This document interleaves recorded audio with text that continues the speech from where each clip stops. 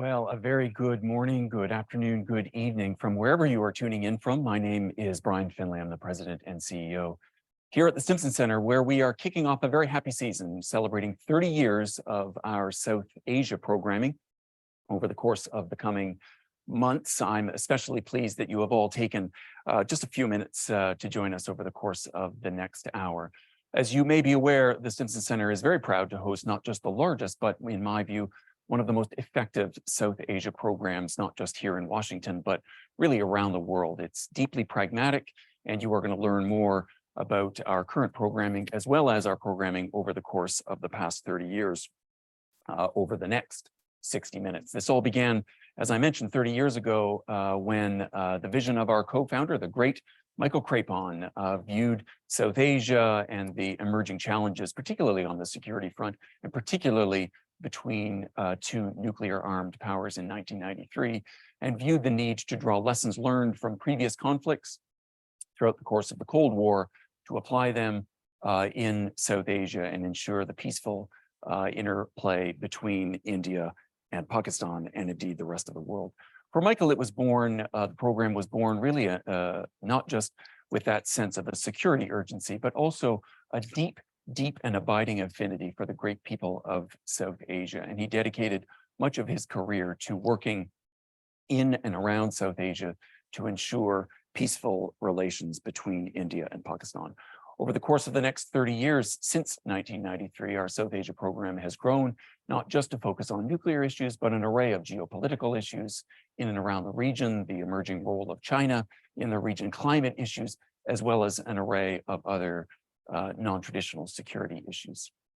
Lastly, I want to share with you Michael's other deep passion that informed the work here at Stimson, and particularly his work in South Asia. It's a tradition that we have happily carried on since Michael's passing, and that is his deep pride in inculcating the next generation of security analysts in South Asia, not just in India and Pakistan, but also here in Washington. Over the course of the past 30 years, we have hosted more than 120 visiting fellows from the region that have gone back and grown up in their own careers and made vast and enduring contributions to peace and stability in the region. And right here in Washington, we are proud to have inculcated as well dozens upon dozens of security analysts that have gone into government, gone into academia, gone into the business community from their beginnings here at the Stimson Center. I'm proud now to introduce our current director, who is leading our South Asia program and carrying on Michael's great legacy, Elizabeth Threlkeld. Elizabeth is, as I mentioned, the director of our South Asia program. She is a veteran of the State Department. Elizabeth, take it away. Thank you so much, Brian, for those kind words. Really a privilege and a pleasure to be with you all this morning. Wherever around the world you're joining us from, grateful to you for making time for what promises to be an interesting and informative discussion that will allow us to both look back at the ground we've covered over the past 30 years as a program in discussion with four long-standing friends of Stimson, and also look ahead to what the next 30 years might bring to inform our analysis and help us see what that horizon might look like, the changes and continuities that have defined the last 3 decades in South Asia to help us clear a path forward for where we're going from here.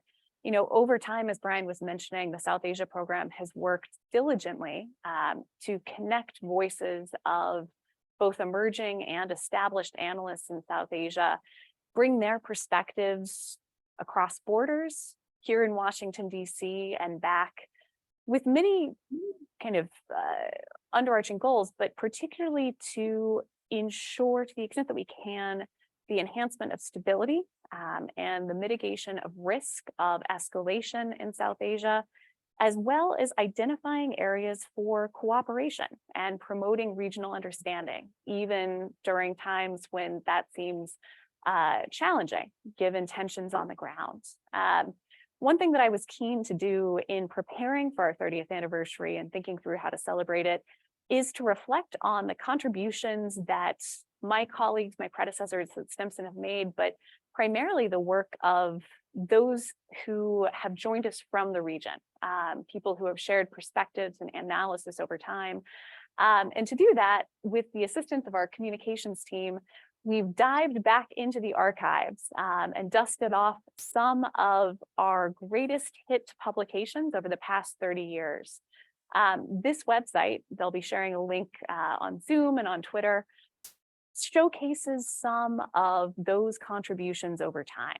So we started in 1993 with founding the South Asia program, hosting of our first visiting fellows, and we take you through the last 3 decades in South Asia, highlighting key events that have transpired and the works that Stimson has produced to aid in our understanding, to deepen the level of analysis that we have on these.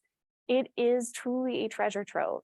And in going through and putting this together, I was struck by how many of these publications continue to be relevant, the questions that were asked at the time that still remain, in many cases, unsolved, unresolved. And so I would encourage you all to take a look at this fantastic resource.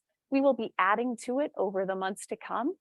So very much continue it, see it as a live project, check back often. And I think you will find a lot of food for thought here. To build on that, the matter of the moment today is our discussion with 4 longstanding friends of Stimson, 3 of whom are former visiting fellows, but all of whom have engaged with the program in various ways over the past 3 decades. Some from earlier in our trajectory, some a little bit later, but we're really, really pleased that these 4 in particular have joined us this morning. I will do brief introductions, and then we'll launch straight into a Q&A. So we're disposing with remarks. We're going to have questions from moderators, discussion amongst ourselves, but we'll also be taking questions from the audience. I have an iPad where I'll see these up here, so please do send in your questions, and I will be glad to get to them to the extent that we can in the next 60 minutes or so.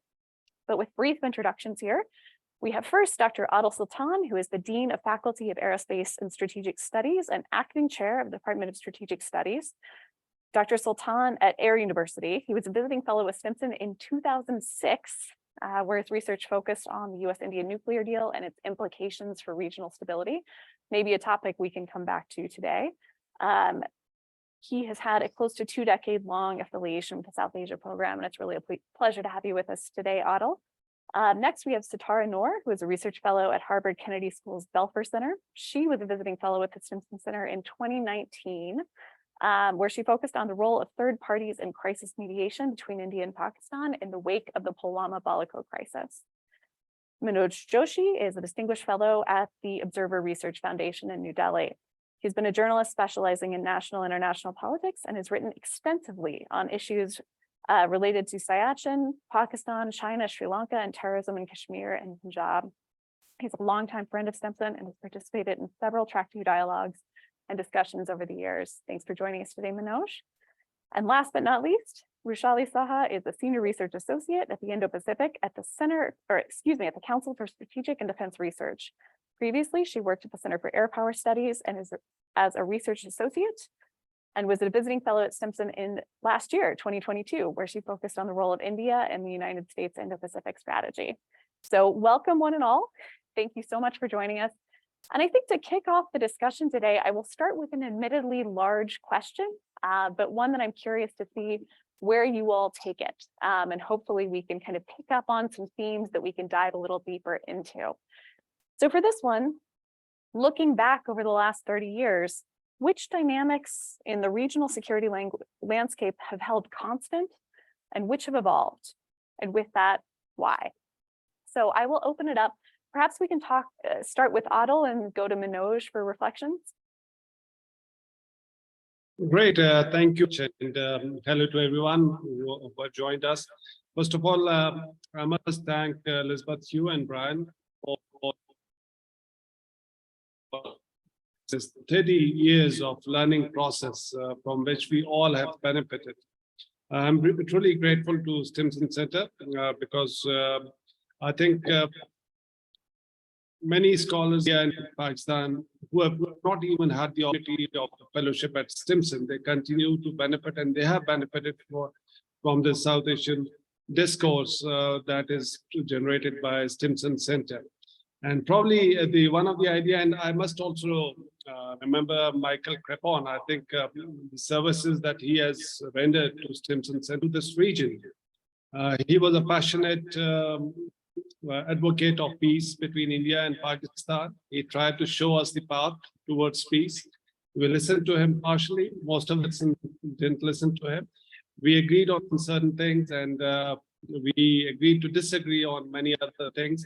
But after so many years, since he was a mentor also, I must admire his process, because he was one person who had a very clear vision that India and Pakistan need to dispute, and they need to learn how to live peacefully in this region, because there's no possibility of a war between the two countries, especially after we became nuclear weapon states. Now, coming to your question, I think both countries, both India and Pakistan, have evolved in terms of strength, but still not talking to each other. So we have not agreed to take that dialogue process that was initiated in 1999 and then into 2004 also. And in between, there had been certain attempts also to push that. But I think that's one area that is of stalemate. And that is because of continued distrust between both India and Pakistan. While we are building our capabilities, both sides are trying to fight a possible war in the future because of the disagreements, because of the outstanding disputes. Both sides have their own perceptions, but we haven't done any serious work or any progress towards peace building. So threat perceptions, I think, remains constant on both sides. Another thing that has remained constant that I was thinking about is that South Asia continues to remain under the influence of global great power rival. The actors might have changed, but the dynamics are same.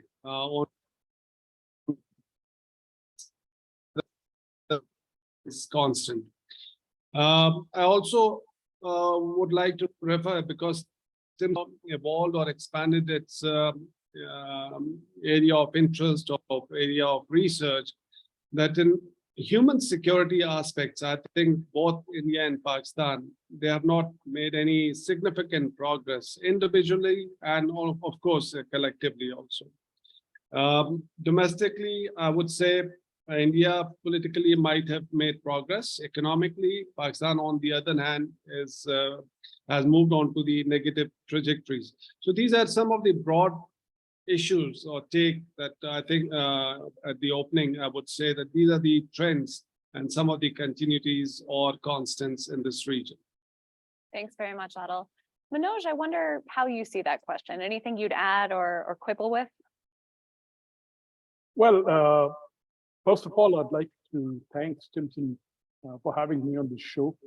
I've never really been a scholar at Stimson in the past, but I've been very friendly with Michael Crepon for a pretty long time. And he published an essay of mine on deterrence. And I interacted with him whenever I came to Washington, DC. And Stimson hosted me providing several talks. Responding to your specific question, I think India-Pakistan hostility has been a constant factor. And the Kashmir issue is the cause of frequent tension. Number one. Number two, terrorism and insurgency. Now, though declining, the terror threat from groups like the Lashkar-e-Taiba and the Jaish-e-Mohammed remain.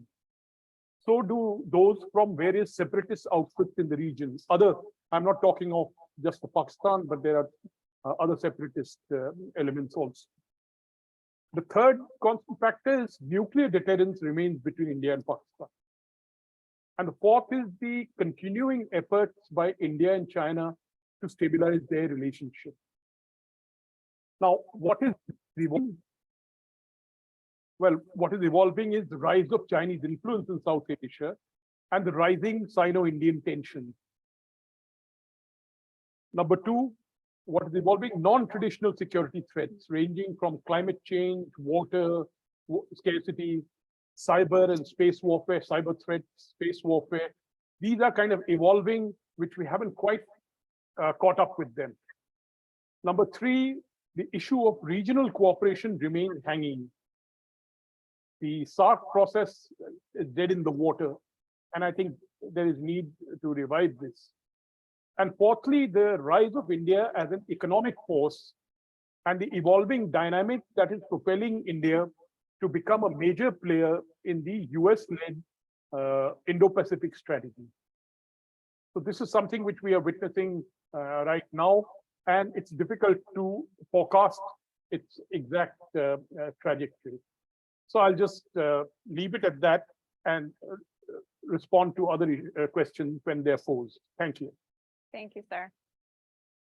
So Tara, maybe I can come to you next. Obviously, you and Rushali are joining with a slightly different perspective, right? Emerging analysts working on this region who have studied the last 3 decades through the history books, through talking with scholars, but come perhaps with a fresh perspective. I wonder, looking back, but also looking forward, are there any issues that you would highlight in particular that you think will be particularly key to your generation, how this rising generation in South Asia views the security landscape in the region? Are there any areas of concern there potentially, or areas of promise that we might be able to tap into as your generation increasingly moves into positions of authority as policymakers, as practitioners, as analysts? Help us understand that perspective. Thank you, Elizabeth, for setting this up. I think I take pride in the fact that I've been part of the Stimson Center South Asia program since 2011 or 12, I would say, when Michael Clifton and along with Stimson and Carnegie Chief visited Pakistan. And I was encouraged to participate as a young scholar in work I worked on. I started talking about India-Pakistan relations from the CBM's perspective. And I remember I presented something on nuclear CBMs. I think for the past almost a decade that I have been associated with the Stimson Center, as well as working on South Asia in general, I think one element that stands out is that the more things change, the more they remain the same. And the only thing that has remained constant, looking back past 30 years, because when we talk about the past, we are talking about most part of that past has been overshadowed by the nuclearization of the region, because this year, as Stimson celebrates 30th anniversary of South Asia program, India-Pakistan celebrated 25th, celebration or whatever we may call it. We did celebrate though, the 25th anniversary of nuclearization of the region. And I think one thing that has remained from the past, remain constant, is the uncertainty. And I think moving forward, that uncertainty surrounds the overall debate very significantly. And looking at it from the perspective of my generation and even younger generation, because I somehow find myself in the middle, because I have worked with the people who had actually seen the things evolving from really long time. And I am taking it forward. And certainly this is the time when the region and the world overall is moving towards more uncertainty, because how things are evolving at the global stage is greatly affecting South Asia and India-Pakistan relationship very much and very deeply. And one element, I think, and one thing that must be kept in mind is that we really do not need to see things from the perspective, history is important to learn from, but I think a lot has changed, and moving forward, a lot will be different from how things were in the past, because how the Indo-Pakistan relationship has evolved over the past 30 years or 25 years of nuclearization. I would say it has undergone various changes. If we look at the recent behavior or recent interaction among states, I think a number of factors which are affecting and which will continue to affect in the future is first and foremost, the engagement level has decreased significantly. Looking back 2004, again, I had the opportunity to participate in which I clearly remember, the SAARC conference in 2004. I was a student volunteer. I've seen Vajpayee Sahab, an Indian delegation in Islamabad, and that was a different atmosphere. And perhaps the upcoming generation of the South Asian scholar would not witness that positivity, that hope, element of hope, and that would be the missing element in foreseeable future, unfortunately, given how bilateral relationship has evolved in the recent past. So I think that will be a challenge where the stubborn positions will make it difficult for a positive change. And what Adil and Joshi also mentioned with regards to the role of great power politics that has impacted the region. So the positioning of the countries in the region by virtue of what is the forces from outside the region has actually complicated the situation even further.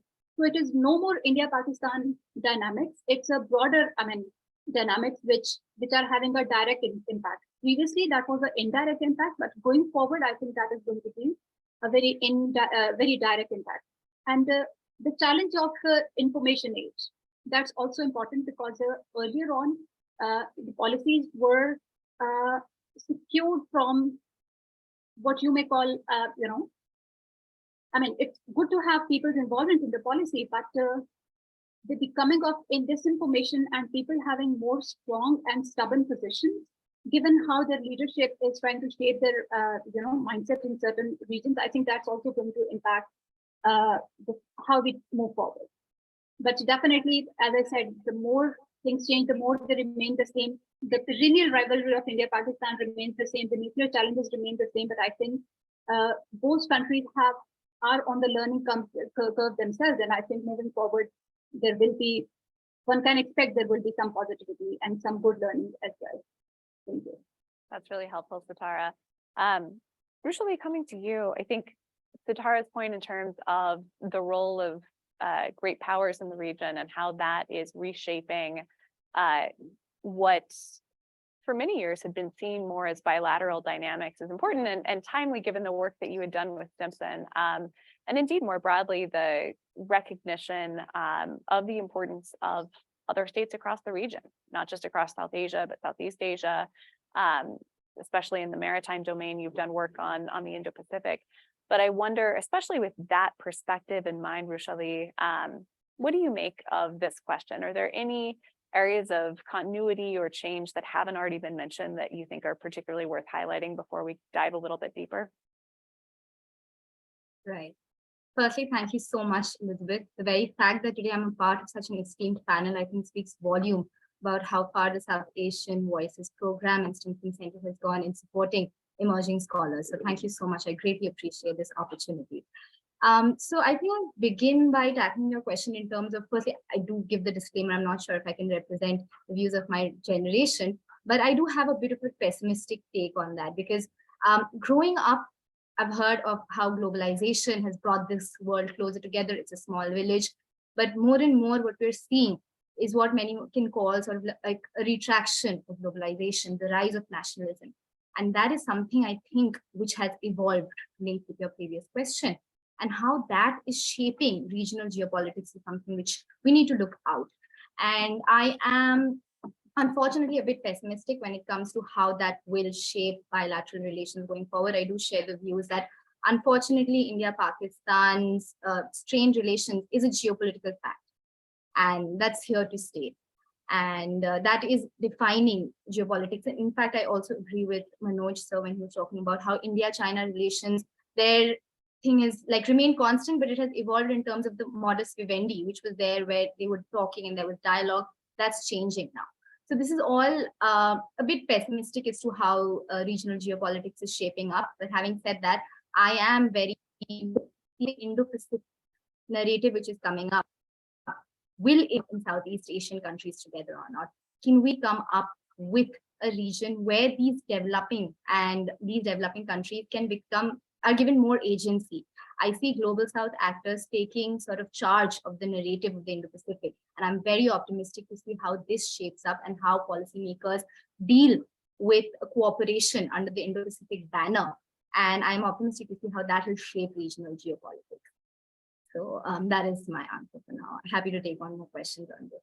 No, I appreciate it. I think you all have put a lot of questions on the table, and it strikes me that one of the challenges we're facing here, and not unique to South Asia in many ways, but particularly in areas with frozen conflicts, as dynamics evolve, very often the root issues remain fairly constant. You know, there might be some evolution in terms, but it's that tension that remains. And so even as different geopolitical shifts come in, as bilateral relations develop, there's still that kernel of the root of the conflict, but in fact, we add to it, and there are different dimensions that evolve over time. And I'm particularly mindful of, Sitara, what you were mentioning in terms of the engagement that was happening in the first decade and a half that we're looking back on, that be it bilaterally or through fora like SARC, is no longer as active as it once was.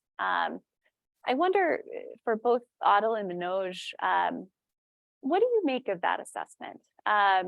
Does that strike you as accurate, right? I think on the face of it, that's certainly what we've seen.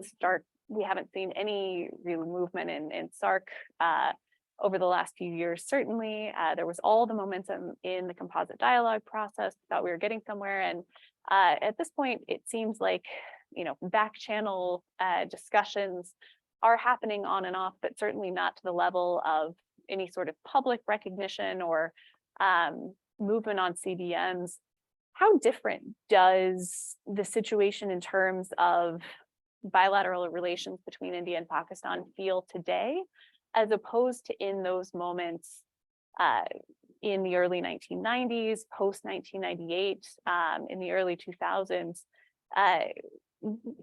Help us understand where we are as opposed to where we were. What might be a little bit different then? Maybe Manoj, if you have any thoughts on that, and then Adil.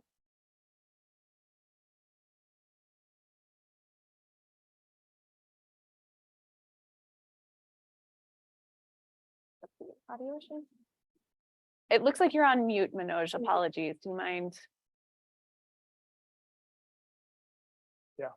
Well, Perfect. looking, so if I'm not mistaken, because, you know, I have a hearing problem, and if I'm not mistaken, what you're saying is how the India-Pakistan situation has varied between 1990s and 2000s and now.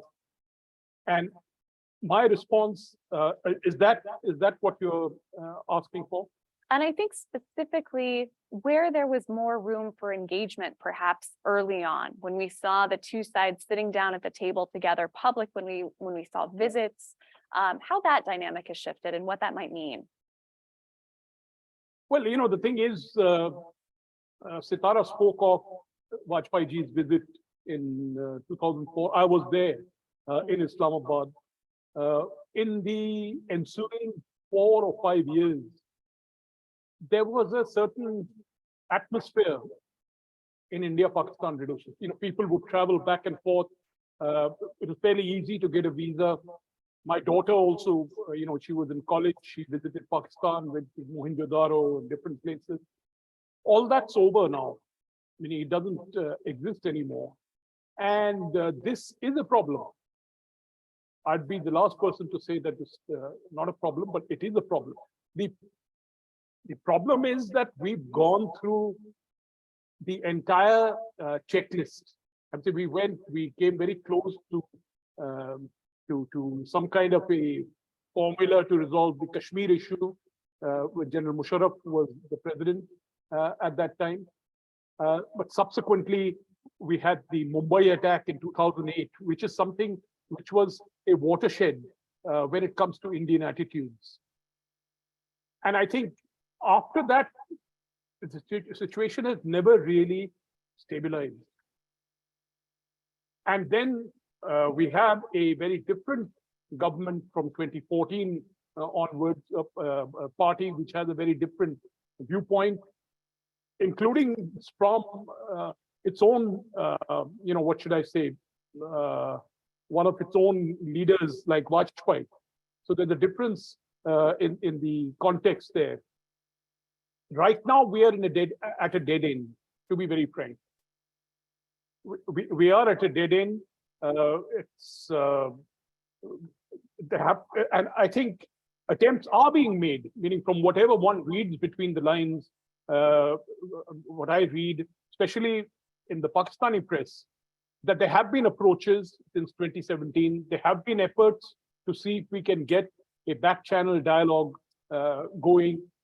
And that's the way to go in the present circumstances, meaning the point is that Pakistan relations have become so woven into Indian politics currently that it's very difficult even for this present government to take a step back. But remember, Prime Minister Modi began his term by inviting Nawaz Sharif for his inaugural. So 2015, up to the Pathankot attack, things were going fine. So what I'm trying to get at is that Prime Minister Modi by himself does not represent any kind of a force which is completely hostile to negotiation or discussion. The point is that the politics that have driven since then have reached a point where Pakistan is no longer a priority in the Indian policymakers' outlook, and which is a tragedy, because the fact of the matter is, India cannot get away from Pakistan, and Pakistan cannot get away from India. And if this region has to prosper economically, you need peace and stability. I'm saying this is a no-brainer in that sense. So we do need peace and stability. We need good relations. We need good and even close relations, if I may put it that way. But the fact of the matter is, at this stage, everything is deadlocked. Mm-hmm. Yeah, Adil, coming to you on that same question, anything you would add? What does it mean for the situation today that we're perhaps starting to lose some of that historical memory of moments of engagement between the two sides over the last 3 decades? Okay, before I answer this question, I think I was listening to these young co-panelists of ours. Both of them seem to be pessimists. I think South Asia, the young program was started just because Michael probably lost hope in the first generation of strategists from both India and Pakistan. So you don't need to be pessimist. You need to work further, and hopefully you will find a way.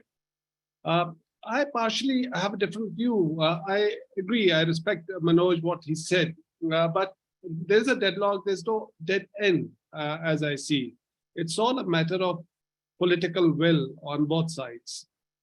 General Musharraf, he was a military strong man, and Vajpayee, they made sincere efforts, but there are constituencies in both countries, within and outside also, who successfully sabotaged that peace process, because they were, I agree, as Manoj also said, we were on the verge of agreeing to start a serious dialogue on Kashmir and all other associated problems, including terrorism. So I think the political will at that time, we need to see a similar kind of political will in the future also. It's all a matter of leadership.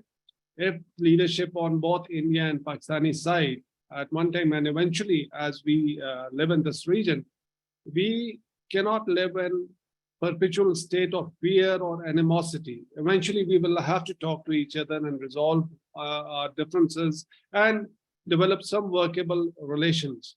So I think it's just a matter of political will, and there could be some leaders, maybe next generation of leaders in both India and Pakistan. But at the moment, I agree it's a deadlock because there are other factors also. Pakistan at the moment is very focused inwardly. It is not looking at its region, neighbors, or how to resume this dialogue with India, because as you all know, there are lots of political troubles and economic troubles within. So that's also difficult to manage. This is not the possible or appropriate time for Pakistan. Even if somebody initiate that dialogue, I don't think so that would have any credence or legitimacy. We just have to wait. Maybe if the elections are held this year and there is a strong political leadership on the Pakistani side, and as we have seen the patterns, whenever there are elections, new government comes in, they do offer this hand of friendship to India. And Nawaz Sharif did, People's Party government did, Imran Khan's government did. And we are just hoping that once we get over with this internal turmoil and there is stable political leadership or the government in Pakistan, probably we will again try and mend fences with India, but it has to be reciprocated also. There's a problem on the Indian side also. At the moment, Prime Minister Modi is following that hate politics against Pakistan. So Pakistan is unnecessarily politicized in their domestic politics. So whatever happens in India, it is being blamed on Pakistan. So that we understand it's for their domestic politics, but it is creating more misperception, more hatred at the people level, public level, people to people. And it will definitely make it difficult for the next governments on both the sides for rapprochement. And I think that's one area that we need to be careful that we should not excessively misuse each other for our domestic politics. Easier said than done, perhaps, but I think a timely reminder heading into election seasons on both sides. I want to start to bring in questions from the audience as well, just kind of sprinkle these through and really open this up to any of you who have thoughts on it. I might start with Sitara so we don't have dead air here, but please do feel free to jump in. This question is from an audience member named Moeen, who asks, the longest running political conflict in South Asia is that of Kashmir. What, in your opinion, has changed about it in the last 30 years and what hasn't? Now, obviously, we've been talking about this, but with the specific issue itself, I wonder, Sitara, if you have any thoughts on where things have come, where things haven't. Help us understand the extent to which the Kashmir conflict is really still driving events, or whether perhaps events have taken on a life of their own between the two sides. Thank you for the question, Elizabeth. I think Kashmir remains at the heart of everything. Whatever is the problem in India, Pakistan, I think it is centered around Kashmir issue because but no matter how much India wants to move away from that, I think that would be temporarily just, putting it under the carpet, but that's something would stay there because this is where Pakistan's consistent position comes in that you need to talk about Kashmir, and this is what Adil also referred to, that during Musharraf's government, there were some sincere efforts from both sides, and there was some willingness, or at least some partial willingness on both sides, or matching willingness, I would say, on both sides to, at least discuss and take it forward. But I think this is no more there. And considering, and as you also rightly said, there are various things which are easier said than done. And one important problem, or the significant problem moving forward, is going to be shrinking space for dialogue on Kashmir. And this is more from the Indian side, because how the Indian position is hardening over Kashmir, and how the current BJP government and most likely the next BJP government is solidifying its position on particularly after August 5th revocation of the Kashmir status. I think politically it would be really hard for any government coming next in India, for instance, and most likely it is going to be BJP. So they are not going to reverse their position. So this hardening of position, I think, is something which is more troubling because it removes any space for dialogue process or some back and forth on the issue if you just simply refuse to talk about it. And minus Kashmir, I think one can have some semblance of normalcy or some semblance of dialogue, but I think unless the core issues are not addressed, sincerely addressed, and with the motive to, get something out from it. And as Adil also said, like there is this sense of, this pessimism. I think I still want to be sound like an optimist, but what I was referring to precisely was because I have seen in the initial part of my engagement with the issues that there were this space and there was this dialogue or some level of dialogue. There was no breakthroughs, of course, but there was this dialogue space available.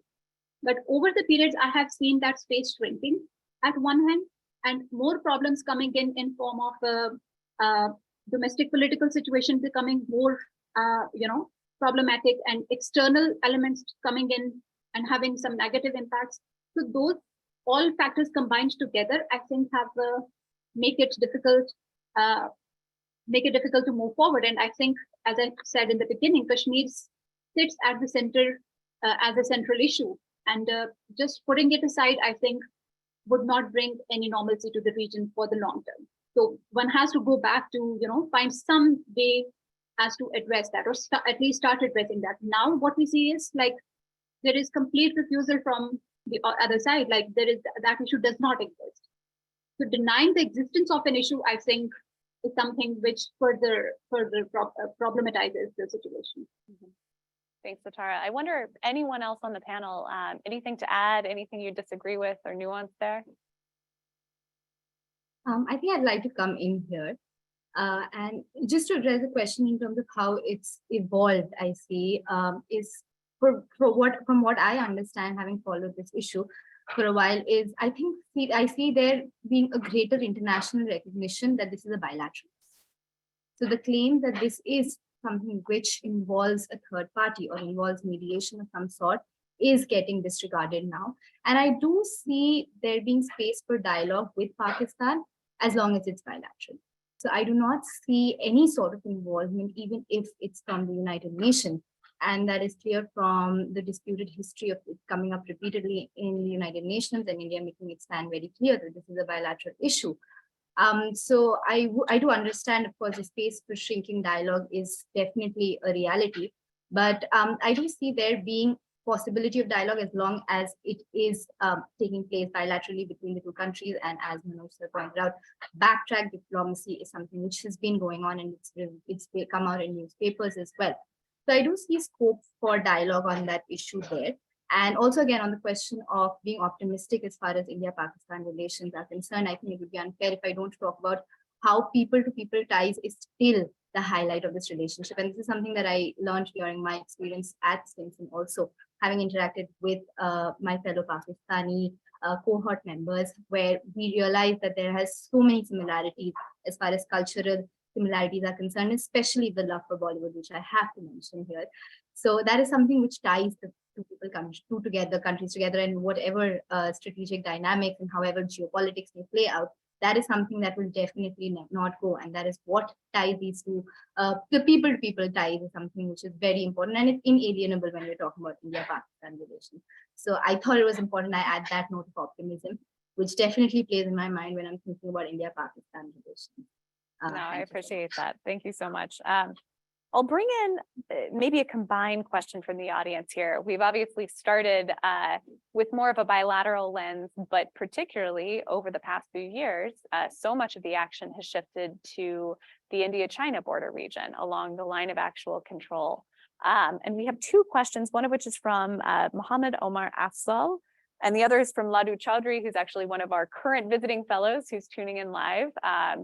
But both are curious about various dynamics along the line of control, right? So Mohammed Omar Afzal asks, given, Adil, what you mentioned, that there's no possibility of war between India and Pakistan because of the nuclearization issue, I think I would raise the potential of inadvertent or accidental issues. But aside that, he's wondering within that lens, based on what we've learned over the past 3 decades from India and Pakistan dynamics, what can be applied helpfully to the India-China context? Are there any lessons learned that we could see in managing this disputed border between India and China? Is it a totally different context? Help us understand how to put those two disputed borders next to each other, and how we can appreciate potential risks that might be emerging over the next several years to come between India and China. Manoj, I know you've worked extensively on the China issue. I wonder if we could come to you for your sense of how India-China border dynamics today are evolving, and any lessons learned that we should look for from the India-Pakistan experience in understanding the LAC going forward.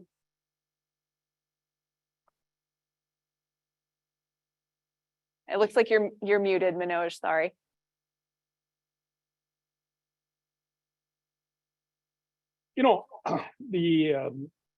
Both of them sound very much alike. Line of actual control, line of control in Kashmir, line of actual control, international border. The dynamics of the India-China border are actually pretty different from that of the India-Pakistan setup, because for the simple reason that the large part of the India-Pakistan border is an international border which has been demarcated, accepted by both sides. Even the line of control in Kashmir has been worked out by the two militaries, and they have signed on to maps which precisely locate its extent to where exactly the line of control runs. The problem with the line of actual control with China is that there is no mutually accepted map. Even sometimes place names are different. Even the extent of the border is very different, meaning we say it is 4,000 kilometers, the Chinese say it is 2,000 kilometers. So and also, while most of the India-Pakistan border, include LOC as well as the international border, is relatively lower than the India-China border, and so it is inhabited. There are people there, and there is often some friction arising from that. The India-China border, most of it, no one lives there. No one lives there. There's actually nothing of all earth-shaking value anywhere there. So it is a peculiar kind of a situation. When the two countries became republics in 1949, 1950, this was more about actually establishing the border. No one knew where the border was on both sides. But today they have a pretty good idea. Both sides observe, most of the line of actual control is observed by the militaries of both sides.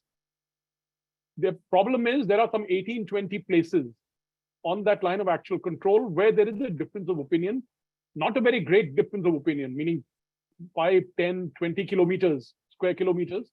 But yet, if those are breached, it creates a problem. And that's what's happened in 2020, which becomes a kind of an international crisis. But otherwise, this is pretty well managed in the sense, even if you look at the 2020 crisis, no weapons were used. People use stone, meaning, unfortunately, people use stones and improvised spears, but no weapons have been used. And since that one particular incident in 2020, both sides have maintained constant touch with each other. There have been 18 rounds of corps commander level talks, and there are innumerable discussions, telephone conversations between local commanders, etc. So, as I said, that particular border is managed in a very different way. Whereas the India-Pakistan border is completely fenced, meaning the border is fenced and floodlit. It's breached also, in the sense we get a lot of drones coming in from Pakistan, often drug smuggling, weapons, etc. People, meaning across the line of control, we have Lashkar-e-Taiba or Jaish-e-Mohammed people coming across into Kashmir. So what I'm trying to say is the nature of the two borders is very different, and dealing with them, I suspect, will also be very different. Meaning, in the case of China, we maintain a bilateral dialogue despite the 2020 problems. You will have repeated rounds of discussions by the two sides. They talk on for hours and hours and hours. So that process has been continuing despite the 2020 crisis. In the case of Pakistan, as we know, nothing much has been happening because, as I said, the border itself is defined. So that's not the big issue. The issues are larger, the breaching of the borders, the crossing of people to make war on this side, which is the problem. It strikes me on one side, we have ongoing talks with very little to show for it and incursions. And on the other, it's important to remember, we've had a re-engagement of the ceasefire on the line of control for the past couple of years, and yet no ongoing public dialogue, at least. And so interesting dynamics there. I wonder, any of our other panelists, anything to add on that question before we move along? Feel free to jump in if so. Yeah, Go for it. India, the LAC and the LOC, India's on both sides is distinctly different, as Manoj also explained. And towards China, I think it serves India's political interest to maintain or to keep up that rhetoric that China is an aggressor and India needs to take corrective action. And probably that also serves India's interest because it attracts external powers, especially the United States, that yes, China is creating trouble for India, and that legitimizes India's case to be helped and propped up against China. That's my perspective. On to Pakistani side, I think despite that the border is fenced, India's behavior is quite aggressive. Whatever happens, whether it comes from Pakistan or not, again, that's a political rhetoric, and I'm not going to reiterate what the officials normally state at such events. But the point is, whatever happened, little happened, India took a very harsh or a very aggressive posture toward Pakistan.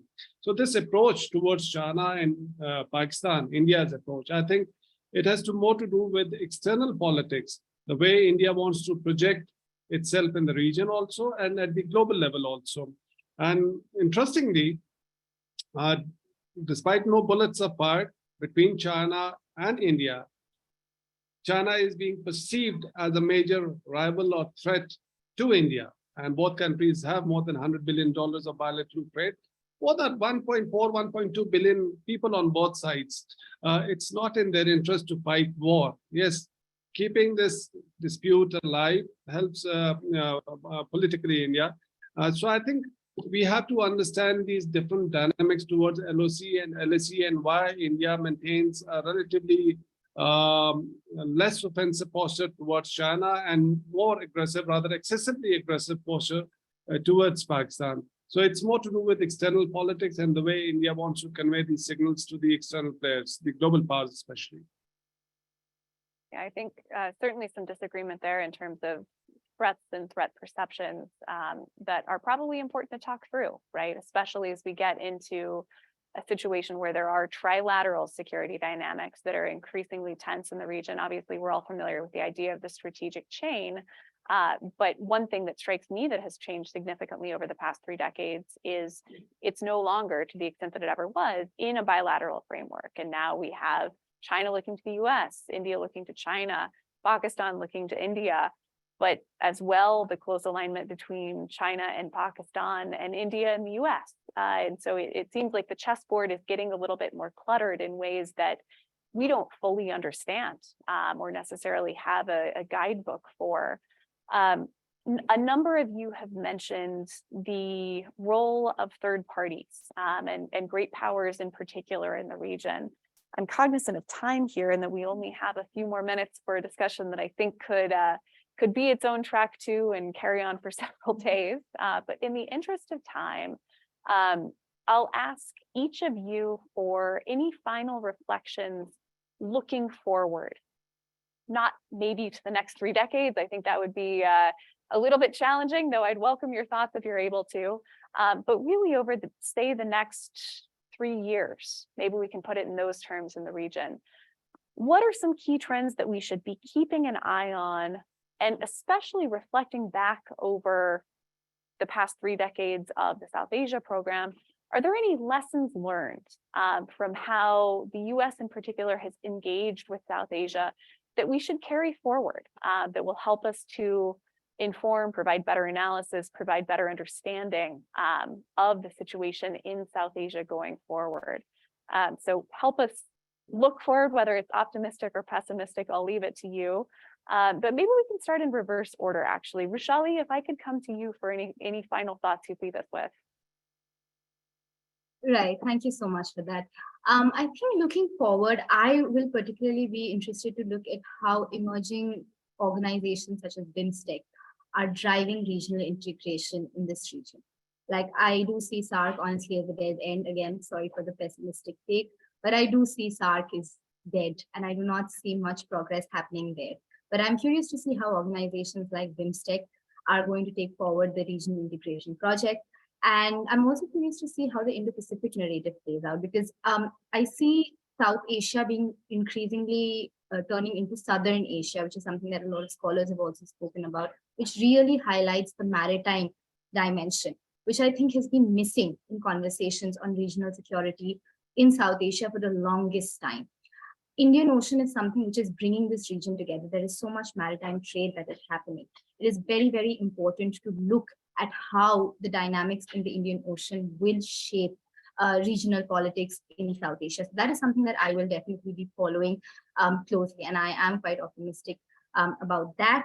And yeah, I think I'll leave it for the other panelists and maybe come back again with a few more reflections since we're short on time. Thank you so much. Satara, over to you. Thank you. Since Elizabeth, you specifically talked about the role of or evolving role of third parties and the external region, external actors. So I think it is also important to understand that the role of external parties in general issues is different, or in crises, their role is different. And in any other bilateral issue, there are multiple third party actors who can play their role. And we have seen that even in negotiating some of the bilateral issues, for example, if we look at the water issues, the World Bank played a role, and there are multiple other examples where different entities have played a role. But in terms of crisis management, as we have noticed that the US has been that one particular actor that had played its role and sort of helped both countries diffusing the escalation or diffusing the tensions. And I think that role is important, very much important, because both parties have not, despite learning so much from the Cold War experiences, they have not really learned or invested something in the bilateral escalation control mechanisms. And they have conveniently, relied on third-party intervention. This is something which has remained constant, and I think shall remain not the same, but significantly important role, US important role will be there. But I think 2019, as I've written about it as well, and I keep bringing it back, that that third-party role has changed to an extent that since US-India has become so closer and have become strategic partner, and in the Indo-Pacific dynamics, they are joining hands against China. So that plays heavily in India-Pakistan dynamics as well, where US's role as a neutral third party has been affected, has been questioned, particularly how it turned out during the 2019 episode. And moving forward, I think US still will play a role, because it is definitely in everybody involved in Indo-Pacific in their interest that there is no nuclear exchange. So to that extent, I think everybody or all actors will play that role, that I think the political clout or the intelligence means are available, not available to everyone. And I think only till date, I think it's the US's position which can play that role. But I think moving forward, this is going to be challenging, not the way it has reliably been played out before. Thank you. Certainly something to keep our eyes on, and I hope you will continue to write for Stimson on how you see that evolving. Manoj, will come to you on this question next. I just want to say that I think we are towards the end of our program. One of the biggest misperceptions is that South Asia is a homogeneous entity. it is in fact a continental size entity. Meaning most people call it subcontinent, but I call it a continent. And it has got diverse countries and security concerns. Also, sometimes security issues are reduced to an India-Pakistan binary. Whereas there are other countries, Afghanistan, Bangladesh, Bhutan, Sri Lanka, Maldives, which have their own security dynamics. So you need to contextualize the region, I think, by a deeper understanding of the security challenges of the individual nation. And to look at broader issues, ranging from counterterrorism, border management, ethnic conflicts, political stability, climate change, of course, has been spoken about. But we are also now on the cusp of a whole new kind of an era where issues relating to artificial intelligence, etc., also come into the picture. So my call is here that we really need to look at this region from a newer perspective, which takes all the entities into account and doesn't just simply reduce it. And that was the original intention of SAARC, the South Asian Association for Regional Cooperation. And I think it's really a pity that SAARC has got stuck where it is. 2004, when we were in Islamabad, they had announced the creation of the South Asian Free Trade Area. And I can imagine, had such an area evolved by 2014 as it was planned, we would have had a very different set of dynamics in the whole region as compared to what we have today.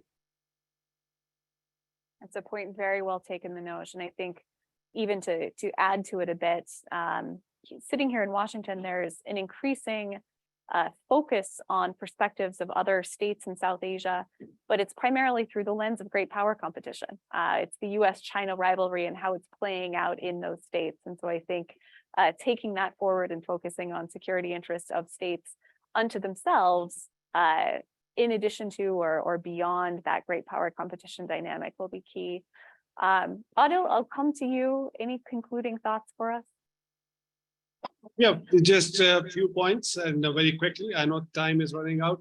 First, about the third-party role. I think that has always been significant and it will remain significant. We were not ready to talk to each other unless third-party intervened and we started talking, and the peace process, the 99, everything. And especially institutions like Stimson. At some time when we were not ready to talk to each other, the Stimson Center, people at the Stimson Center, they were in a way kind of acting as a medium to convey each other's intent. So I think that role is there. The kind of relations India has with the United States and Pakistan has with the United States, third-party role would remain relevant. Second, about this definition of Southern Asia, I personally have disagreed with that, because if you want to resolve a problem, you need to compartmentalize that problem, not to further expand that problem. Because if you start to redefine that region and bring other actors into, we are already not talking bilaterally. Yes, ideally, we should be resolving our disputes bilaterally, but if we are not ready to talk bilaterally, how are we going to talk in a multilateral kind of a setting where the disputes are different or the threat perceptions are different? So India may have its own interest. It's a rising power. Yes, it has all the right. But if it wants to have a stable region, it would have to talk to Pakistan directly. And in that context, I think we need to be very clear what constitutes South Asia. Otherwise, Stimson would have to change its South Asia voices also from Southern Asia voices also. The other thing is on the, I think, on nuclear issues or strategic stability or military, we have had this 30 years, 3 decades of learning process. And we have, one cannot say that we have not achieved anything. Yes, Stimson helped us develop better understanding of each other's intent. And Stimson also helped both Indian and Pakistani scholars to understand how nuclear dynamics work or how the strategic issues are dealt. But I think we need to move on now, because if we are not talking on the military issues, there are plenty of other issues that are common to both India and Pakistan. Climate has been referred to. I think that's a mutual threat, and it is an existential challenge now for Pakistan and possibly India. I think we need to do that. Then this threat of emerging technologies. I'm not talking about in terms of militarization of emerging technologies, artificial intelligence, cyber. I think this is a mutual threat to global community. And here, if the regional actors, they sit together and identify common problems and build some mechanism to work on these issues. So while working on these issues could be a good path forward to build that confidence amongst the two adversaries and leave the military issues for the time being aside. I think once we start to talk and build that confidence. And one last point that just triggered because the recent episode that dam was burst in Ukraine and the controversy over that, I was just thinking India and Pakistan, as per Geneva Convention, none of the two countries should attack each other's dam. But for confidence building, why not to have an agreement, like we have an agreement on non-attack on each other's nuclear facilities, and we exchange that list every 1st January. Why not to have that agreement that the two sides would not attack each other's dam? I think these kind of measures, out of the box thinking, if we start working on those at track 2 level, at the think tank level, I think it will bring the strategic community together. And then if and when we build this confidence, mutual confidence, we can possibly tackle the difficult issues also. So thank you. I'll stop here. No, thank you all so much. You put a lot of food and thought on the table. I wish we had much more time to dive into it, but I'm especially keen to look forward. And I welcome your thoughts, your inputs, your criticisms, because they make us better and they help us guide our path forward over the next 3 decades. And I count myself as privileged and our program doubly so that we can count you all as friends. And I look forward to sitting down with you across the table and working through these issues. Thank you so much to those of you who have joined us this morning, this afternoon, this evening, wherever you're joining us from. We really welcome your input. As I said, it makes us better. I would again recommend you take a look at the timeline that we've put out today. We'll be building to it. There is so much accumulated wisdom that's captured in that page, much of which remains relevant as we try to put our thinking caps on and understand where the region is headed and how we can best contribute. So thank you all so much for joining us this morning. Again, I'm Elizabeth Relkel, Director of the South Asia Program, and it really was a pleasure to learn from our esteemed panelists. Have a wonderful rest of your day and be well. Thank you.